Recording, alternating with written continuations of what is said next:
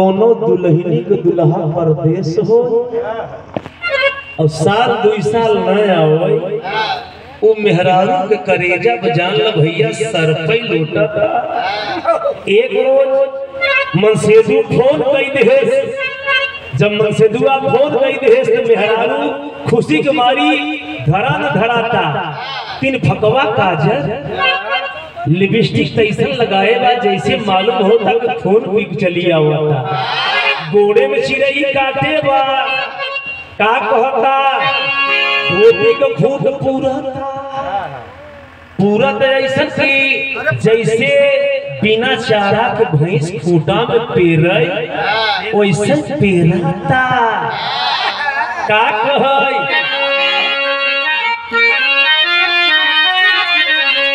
अरे जना राजा जी है,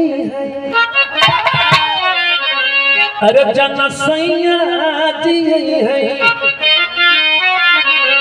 अरे राजू बड़ेरी बोले कादारे जना राजा जी है।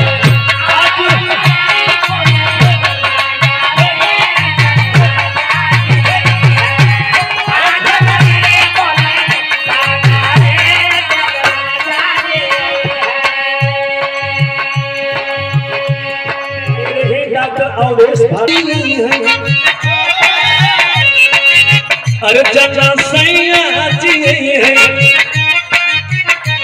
अरे कल से मोर बना मोर बना मोर बना सुआई के हटाए लो बस भैया भैया आज के काटा जना सैया जी